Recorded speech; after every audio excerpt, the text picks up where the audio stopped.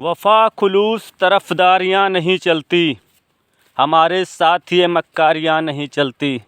मैं वो आईना हूँ जो सदाकत बयान करता हूँ, मेरे सामने अदाकारियाँ नहीं चलती।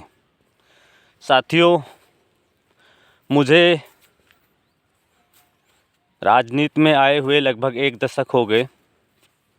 पत्रकारिता करते हुए मुझे 1 दशक हो गए। सच्चाइयों को बयां करते हुए मुझे 1 दशक हो गए। 1 दशक में हमने पूरी दुनिया का विश्लेषण किया, अध्ययन किया, पूरी दुनिया को जानने और समझने का प्रयास किया। आज हम जिस शख्सियत के बारे में बात कर रहे हैं उनका नाम है अटल बिहारी वाजपेयी, पूर्व प्रधानमंत्री, भारत रत्न से सम्मानित व्यक्ति। अटल बिहारी वाजपेयी की अगर राजनीतिक जीवन पर अगर देखें तो पता चलता है अटल बिहारी वाजपेयी आजीवन कांग्रेस की नीतियों का गुणगान करते रहे, उनकी नीतियों का समर्थन करते रहे। उसके अलावा अटल बिहारी वाजपेयी ने कोई ऐसी नीतियों का समर्थन नहीं किया जो कांग्रेस से जुदा रही हों। जो नीतियां कांग्रेस की थी उन्हीं का प्रचार और प्रसार करते रहे। कांग्रेस की नीतियों के आधार पर ही उन्होंने 3 बार प्रधानमंत्री बने, तीनों बार उन्होंने कांग्रेस की नीतियों का पूर्णतः समर्थन किया। जिस प्रकार सेना में भर्तियां होती थी वैसी ही सेना में भर्तियां अटल बिहारी वाजपेयी ने की। जिस तरह अदालतों में तारीखें मिलती थी कांग्रेस के समय में, वैसी ही तारीखें अटल बिहारी वाजपेयी के शासनकाल में भी मिली जनता को। अपराध अपनी चरम सीमा पर रहा कांग्रेस शासनकाल में भी और बीजेपी के शासनकाल में भी, माननीय अटल बिहारी वाजपेयी के शासनकाल में। जिस प्रकार से विदेशी बैंकों से कर्ज लेकर के कांग्रेस ने देश चलाया, वैसे ही विदेशी बैंकों से कर्जा लेकर के अटल बिहारी वाजपेयी ने भी शासन चलाया। आजीवन राष्ट्रवाद का प्रचार करने वाले, कांग्रेस का समर्थन करते रहे और खुद भी अपने आप को एक राष्ट्रवादी नेता मानते रहे अटल बिहारी वाजपेयी, और राष्ट्रवाद का उन्होंने बड़ा बखान किया। उनको ये भी नहीं मालूम था कि राष्ट्रवाद एक आतंकवाद है। और जिस प्रकार कांग्रेस ने चीन से, पाकिस्तान से दुश्मनी रखी, उसी प्रकार से अटल बिहारी वाजपेयी ने चीन से और पाकिस्तान दोनों ही मुल्कों से आपसी सहमति बनाने की कभी कोशिश नहीं की, और कोशिश की तो सिर्फ दिखावे के लिए। और उसका दुष्परिणाम ये हुआ कि जिस प्रकार से पाकिस्तान से युद्ध हुआ इंदिरा जी के ज़माने में, वैसा ही युद्ध कारगिल में हुआ अटल बिहारी वाजपेयी के ज़माने में। मतलब दोनों की नीतियां एकदम सेम हैं, कहीं से आपको कहीं भी भिन्नता दिखाई नहीं देगी कि दोनों की परमाणु बम लड़ाकू विमान कांग्रेस ने भी खरीदे और पंडित जवाहरलाल नेहरू ने भी, गलती से निकल गया, अटल बिहारी वाजपेयी ने भी परमाणु बम खरीदे। तो जितनी नीतियां कांग्रेस की थी वो सारी नीतियों को फॉलो किया माननीय अटल बिहारी वाजपेयी जी ने। और भाजपा के जो कार्यकर्ता थे उन लोगों ने उनका पूरा समर्थन किया। नीतियों का कहीं से कोई विरोध नहीं दिखा दोनों ही।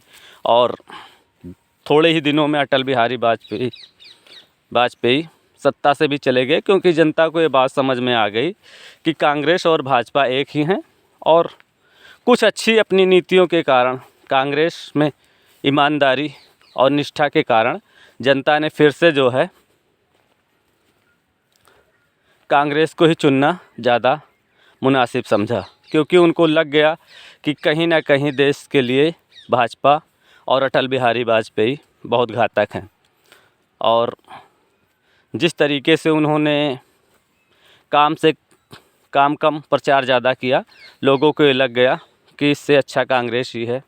लोगों को शायद ये भी समझ में आ गया ये तो पीतल था, इसको किस तरह सोना करते।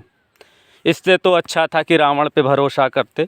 तो लोगों ने फिर से रावण पे भरोसा कर दिया, राम को छोड़ दिया। वो समझ गए कि राम राज में भी कुछ मिलना मिलाना नहीं है, और जनता ने फिर से जो है रावण राज्य को ही प्रमुखता दी।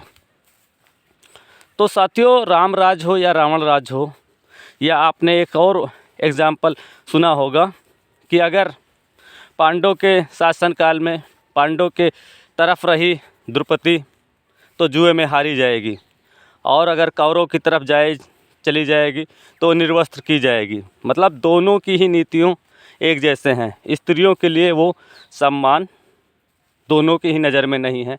पांडवों की तरफ रहेगी तो द्रौपदी जुए में हार जाएगी, और कौरवों की तरफ जाएगी तो निर्वस्त्र की जाएगी। उसी तरह जनता ने भी ये समझ लिया कि कांग्रेस भाजपा एक ही है, इसलिए अब लोगों का जो रुझान है वो कांग्रेस से भाजपा दोनों की ही तरफ रहता है हमेशा से। जनता समझ गई है। अब थोड़ा बहुत वोटर इधर उधर अपना राजनीति गणित लगाने के बाद वो भी अच्छा। हम फिर से आते हैं कि अटल बिहारी वाजपेयी ने जितनी भी नीतियां थी कांग्रेस की, उन सभी का पूर्णतः समर्थन किया। कोई भी व्यक्ति जो अटल बिहारी वाजपेयी को एक अच्छा राजनेता मानता हो, राष्ट्रवादी नेता मानता हो, वो खाली ये बता दे कि कांग्रेस की नीतियां और अटल बिहारी वाजपेयी नीतियों में सिर्फ आपको 5 अंतर बताना है। हम आनंद भाई, विश्व के सबसे बड़े विद्वान, आपको 1 करोड़ रुपए देंगे, लेकिन आपको नीतियां स्पष्ट रूप से बतानी होंगी कि आपकी नीतियां क्या थी अटल बिहारी वाजपेयी की और कांग्रेस की। बम बारूद सारी चीज़ें आप देख लीजिए। कार्यपालिका में कोई बदलाव नहीं किया, न्यायपालिका में कोई बदलाव नहीं किया अटल बिहारी वाजपेयी ने, व्यवस्थापिका में कोई बदलाव नहीं किया,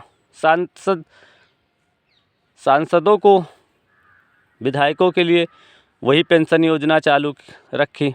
हाँ, एक काम अटल बिहारी वाजपेयी ने सिर्फ किया कि अधिकारी कर्मचारियों की पेंशन बंद कर दी। भाई, अधिकारी कर्मचारियों की पेंशन तुमने बंद कर दी, अच्छा है, इसका हम स्वागत करता है हमारा किसान कामगार संगठन। लेकिन तुमने विधायक सांसदों की पेंशन को किस आधार पे चलाए रखा, वो भी तो बताइए कि आपने किस आधार पे उसको चलाए रखा। भाई, इस चीज़ पर आप प्रकाश डालिए कि उनको, उन नीतियों को तुमने क्यों चलाए रखा। भाजपा को अगर उस नीतियां बदलनी थी, पेंशन नीतियां बदलनी थी, तो पूरे भारत में एक समान पेंशन नीतियां लागू करते। उन्होंने सिर्फ अधिकारी कर्मचारियों की पेंशनें क्यों बंद कर दी अटल बिहारी वाजपेयी ने? ये बड़ा सवाल है लोगों से। अगर आपको पेंशन बंद करनी चाहिए थी, विधायक सांसदों की भी बंद करते, पूर्व विधायक सांसदों की पेंशन भी बंद करते, पूरे भारत की जनता को एक समान पेंशन देते। पर अटल बिहारी वाजपेयी ने ऐसा कुछ नहीं किया। भारत रत्न देना भी अटल बिहारी वाजपेयी को सरासर नाइंसाफ़ी है देश के लिए, समाज के लिए। ऐसा कोई कार्य अटल बिहारी वाजपेयी ने नहीं किया जिसके लिए उनकी सराहना की जाए। मीठ मांस के शौकीन अटल बिहारी वाजपेयी पूर्णतः कांग्रेसी थे, सिर्फ नाम से भाजपाई थे। धन्यवाद साथियों।